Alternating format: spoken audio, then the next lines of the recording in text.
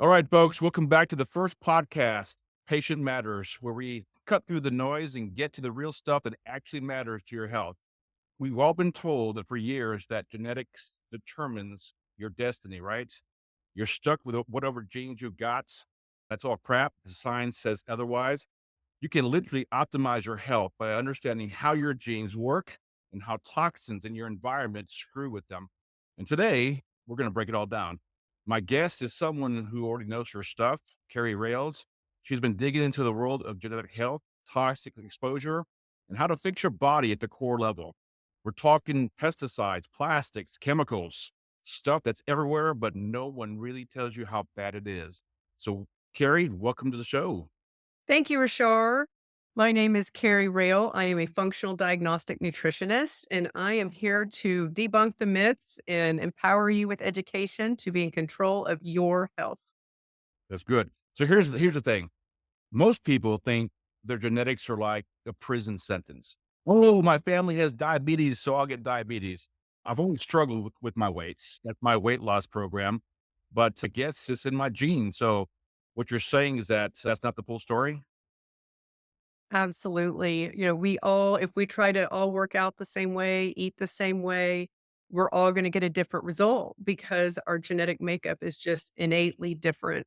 It is to us. that's wild. So your genes are more like an OS, an operating system than a set of rules. Absolutely. So can we reprogram them?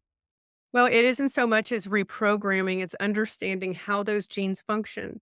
So if you look at them as like identifying a broken link in a fence, right? You have a chain link fence, you're Right. identifying the broken link or propensity to break. Right. Have time to protect that gene and prevent activation of disease. Well, it's like trying to fix a car by painting it instead of opening the hood, right? I mean, absolutely. It would be like just putting a band-aid over your check oil sensor. Tell me about I can't pronounce the word, but the epigenetics. Mhm. The idea that our environment, our diet, stress levels, even the air we breathe can actually turn genes on and off. Absolutely. And that is what's so innate is, we could be exposed to say BPA, that's a more common toxin in our plastics. And the way it affects me is going to affect you completely different Right. depending on how cytochrome genes function in the liver to get it out of your body in conjunction with how does your body break down a xenoestrogen, which is what a BPA is, a foreign estrogenic compound that your body cannot metabolize. Right. So for you, you may be able to just get it out of your body real well. But for me, I have called homozygous genes, genes that are under functioning that BPA is going to activate a disease expression. And that's Right. what epigenetics is. Well, let's get into the scary shit. We've got all these toxins in our food, water, air, and what we put into our body. Most people just go about their daily life totally oblivious. So, what are the big offenders? There are so many. There are herbicides, pesticides that are considered organic because they're a volatile organic compound. Well, that doesn't mean organic is, oh, it's safe, right? Or cobalt could be organic. I'm not going to eat it. I would die. Right. And so it's very important to understand what that word organic even means. And oftentimes it's a marketing word to get you to purchase something. It isn't a word of health or safety. Wow. Those are BPAs. What about Roundup, the chemical Yeah. makeup of Roundup? That is a huge hot topic because the FDA does not want to come out and say it is causing problems. But the World Health Organization has said we know it causes cancer and we've banned it in many countries around the world, even third world countries. We have 5 states left in the United States that still haven't banned it, including Oklahoma. You could call OSU Ag Extension right now and they'll tell you to spray it all over your tomatoes and you'll be safe when in fact you're buying cancer. I heard it causes brain fogs, headaches, Mhm. muscle twitching. I mean, Vertigo. I've heard this is on most non-organic produce. Is that true? It is. It is. And it's actually a type of pesticide they'll tell you is safe to spray in your kitchen. It's food grade safe. Well, it's safe on the food, but when we eat it, is not safe for human consumption. Right. Is that what they use, like, when they come in to spray the house? Yes. Really? Yes. When they say it's non-toxic, Mhm. the wall, to the paint, but to us, that chemical can really, Absolutely. really Yes. didn't know that. Now the Yeah. next thing, I can't pronounce it, That's atrazine. yeah. Now this one's really messed up. It's a weed killer Mhm. that they use it to chemically castrate male frogs. They've done experiments, so it disrupts their hormones and has been linked to cancer. So what product is this in that we use around the house, or maybe the commercial guys that come around once a quarter? Yeah, this is your weed killer. This is what you're spraying your lawn blue so you don't get dandelions. And this is really your choice. You can choose to wear shoes and mow your lawn, or you can choose to spray it blue and buy cancer and not have stickers. And because we aren't told that, we aren't really given a choice. We just see everybody in the addition has blue lawn, so I need to call the guy to spray my lawn blue, or else I don't look like I'm cooperating with the rest of the HOA. Go look at the Carrington Lakes edition on the west side of Norman. The reason why they're having so much water in those ponds, they call them lakes, but in rural Oklahoma, they're ponds or evaporation basins, if you will. This is why you got to catch or release those fish. You cannot eat those fish in that edition. They are Uh-oh. highly toxic because of the atrazine that's sprayed and washed into that water. Do you think this is the reason that a lot of males are fat? I mean, it lowers your testosterone, right? Mhm. And with the lower testosterone, you get lazy and you don't want to do anything here. So, is that a contributor to the obesity? Now, in American males, and I'm also discussing this with females too, but how does it affect the males versus the females? Well, and there's a really good book written about this. It's called Man Boob Nation. Imagine that. This is gynecomastia, the combination of a low fat diet. You cannot even begin making testosterone if you're Wow. eating low fat. Wow. The snack wells of the 80s really kicked this out. Wow. In conjunction with this chemical, these chemicals in particular, you have just double whammied your genes if they are not functioning. And that's belly fat, that's brain fog. It creates tons of estrogen dominance, which are going to bind to the bad receptors that are carcinogenic. Wow. I've read someplace also that this has been banned in year for years. Yeah. So in the US, I mean, do we not care about this? So is that true? I mean, so is it banned in Europe? I know it's banned in Europe. I just read about it this morning here, but why not here in America? Well, in America, what is one of the unfortunate events is lobbyists are who hold the power of business in the United States. And so we're up against pharma. We're up against chemical ag. I'm not going to name companies because there are several companies, but those industries own the lobbying that keep their businesses running. And so I'll give you a good example. Say you're a medical school Right. or ag school, right? Right. We have both of those in our state. Well, that medical school is funded on pharmaceutical funding, and the ag school Mm. is funded on a chemical donor, chemical funding. That's how they write their textbooks, pay the faculty, keep the lights on. It creates the business. And that starts in Washington, D.C., by allowing them into the table to control the dialogue, to write the textbooks and fund it all because they are a multi-billion-dollar industry.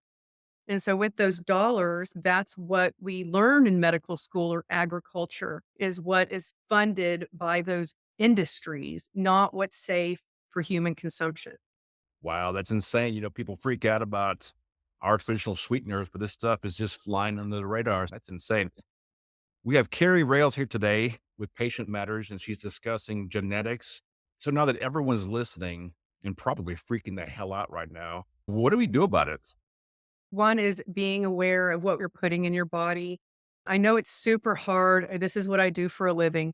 Patients come in, they're floored. How come this TikToker, this podcaster, Google didn't tell me? How come they told me this? I should stand upside down on my head and drink water through my nose. Crazy stuff. And it's like, first, just because somebody wears a white coat doesn't give them an anal USB port. They can't download a bunch of crap every day and know everything. Right? This is discernment. You are given discernment. If it sounds crazy, it probably is. If the podcast ends with a buy this now, run. By the teacher. What about the three R's? I was going through your presentation this morning. So remove, repair, and replace. So you start with remove and we'll go on to repair and then replace. Yeah, well, in gut health in particular, I see a lot of patients where They're told I have the Pepto-Bismol commercial, diarrhea, stomach upset, gas indigestion, diarrhea, the whole gamut. I'm gonna go get a probiotic. No. If you have E. coli, you just fed the E. coli. Wow. Right. So understanding the microbial composition in your gut, what's causing the dysbiotic issue in your body is the first point. What is it? And we have to remove it. So Right. if it is, say, E. coli, or if it is atrazine, we have to test, not guess, identify the contaminant, and then begin removing it from the body, which, depending on what it is, can be a slow process. What about plastics? Water filters? No, I wish there was a water filtration that actually cleaned our water, but the National Groundwater Association, they're in 82 countries around the world. They have vetted about every water filtration system you could imagine. There is not one that will clean your water. The only way to manage your water quality is to own your water well and know how to keep it clean. Wow, that is crazy. So, what are the ways to detox? What would you Yeah. have?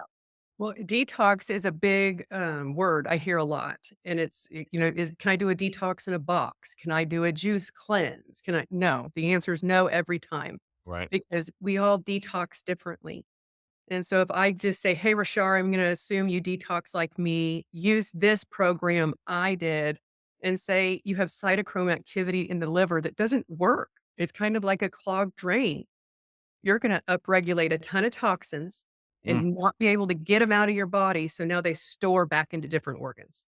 So, how do we get the crap out of our system? I mean, that's what everybody wants to know. Yeah. How do we fix this? The first is identify what is the crap in my system, right? Second, the safest way to go about it is humic and fulvic acid. Humic and fulvic acid, when you think of those probiotics, they live in the dirt, and when they excrete, that excrement breaks down to a humic and fulvic acid that begins delivering nutrients to a plant.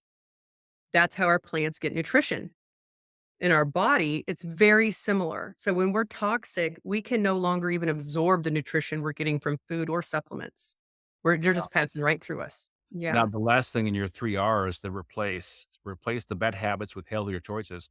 So, what does that entail? Do we swap out plastic bottles for glass, use natural Yes. deodorants, or eat whole foods?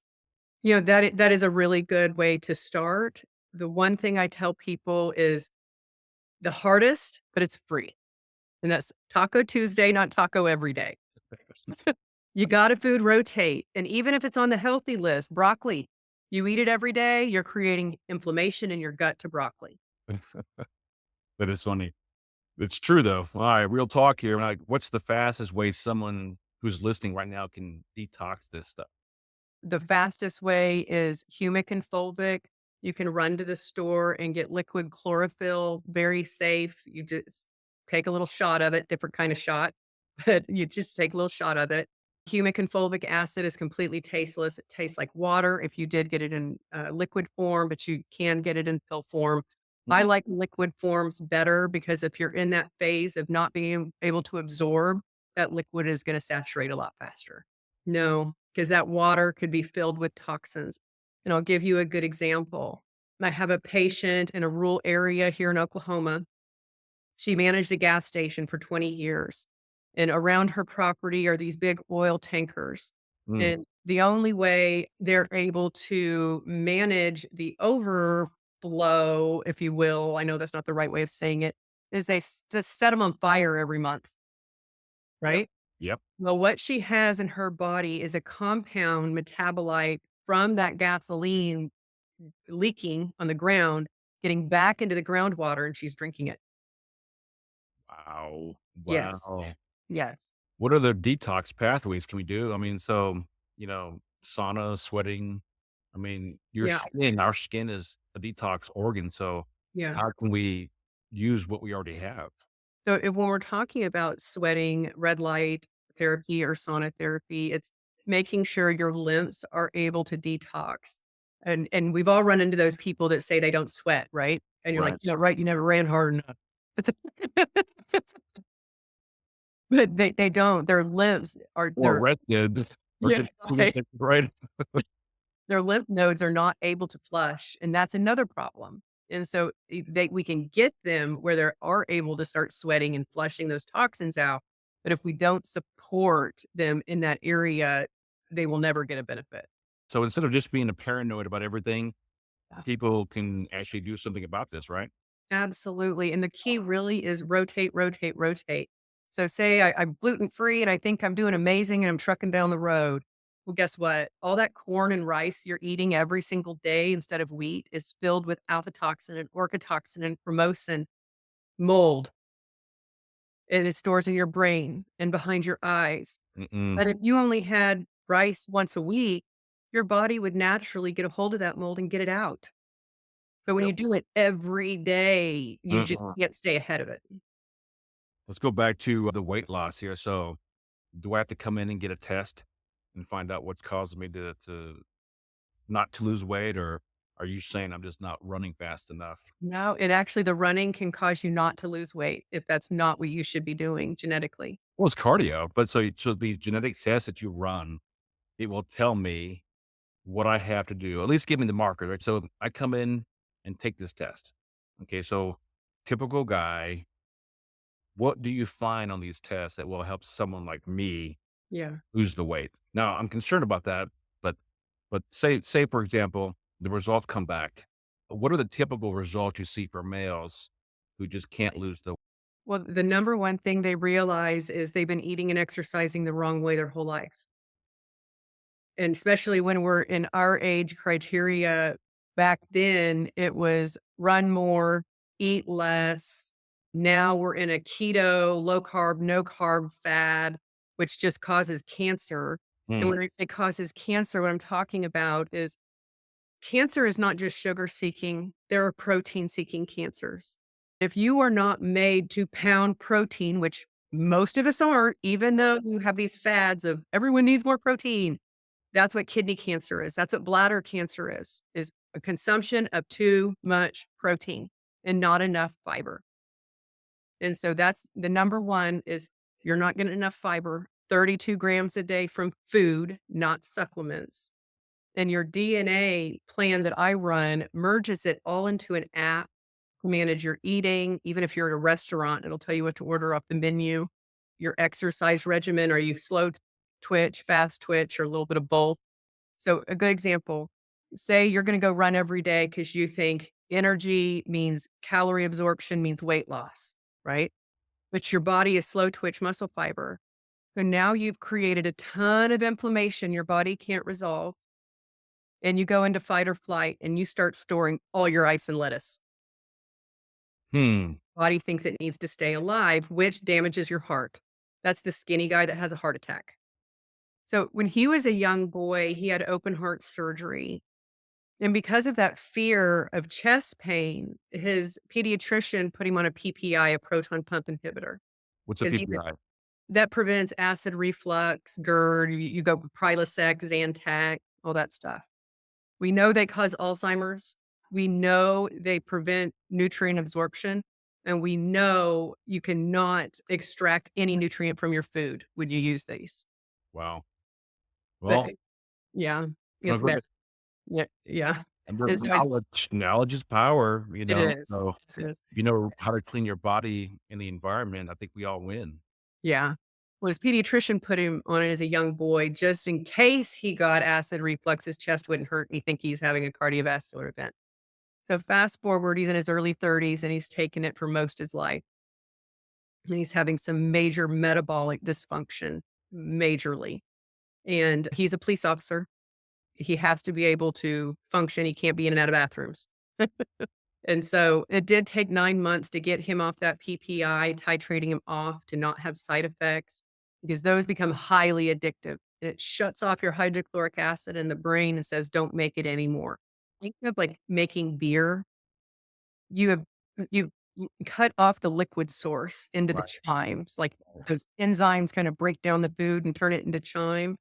That hydrochloric acid is supposed to push it into the intestines for you to start absorbing nutrients from, but That's now you amazing. can't do that anymore. Now, what about the biggest thing here, estrogen in males? Yeah, So this chronically constipated people, right. If you cannot have a bowel movement at least every 12 hours, you are recycling your estrogen back into your bloodstream.